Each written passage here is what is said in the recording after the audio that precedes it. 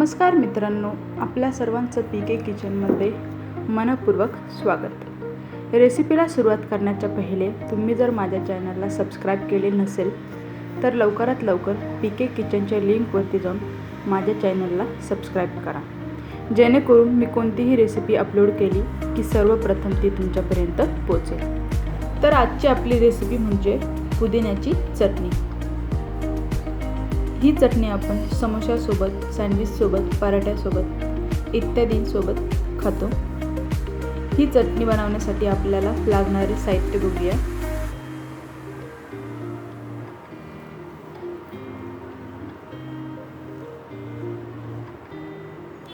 सर्वप्रथम आपण इथे 3 ते 4 हिरवी मिरची घेतली, अद्रकाचं तुकडं, 4-5 लसूण पाकळ्या, अर्धा कापलेला लिंबू, थोडीशी कोथिंबीर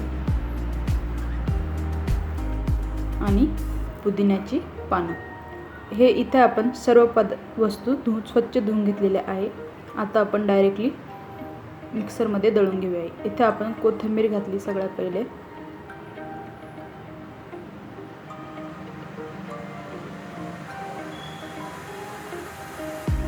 नंतरला अद्रकाचे काप करून घालूया,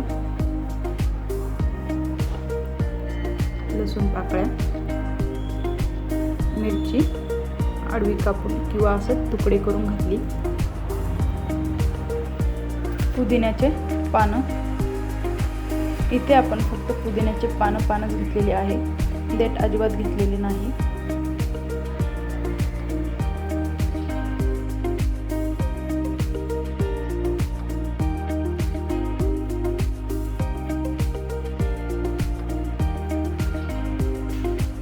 पुदिन्याचे पानं घातले, त्याच्यानंतर आपण घालूया त्याच्या 1 चमचा साखर। साखरेने काय होतं, पुदिन्याच्या चटणीला एक वेगळा स्वाद येतो।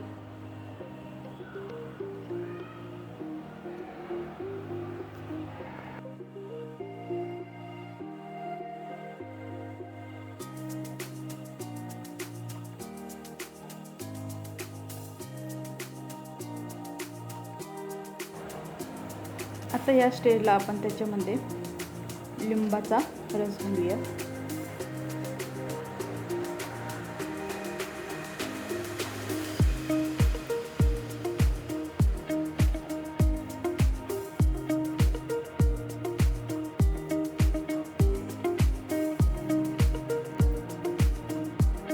लिंबाचा रस पण घातलेला आहे, त्याच्यामध्ये आता आपण चवीनुसार मीठ घालू।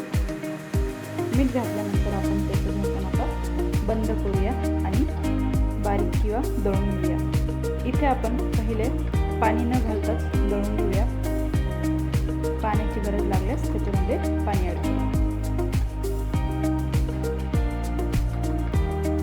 आता आपण बिना पाण्याचं दळून घेतलेलं आहे।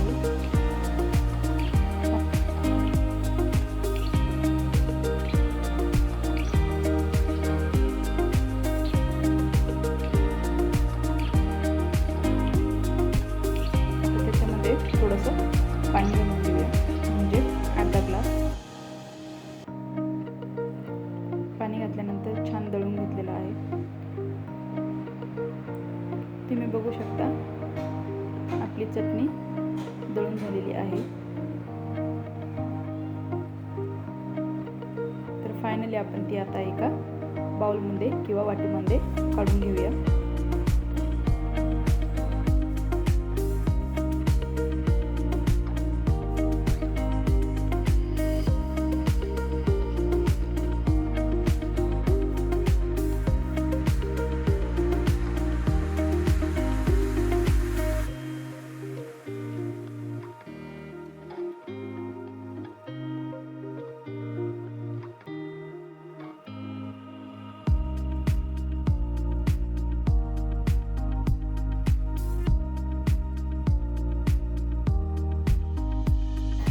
फायनली आपली पुदिन्याची चटणी बनवून तयार आहे। तुम्हाला माझ्या रेसिपी कशा वाटतात हे मला कमेंट करून नक्की सांगा आणि अशाच नवनवीन व्हिडिओ बघण्यासाठी माझ्या चॅनलला लाईक करा, शेअर करा आणि हो सबस्क्राईब करायला विसरू नका।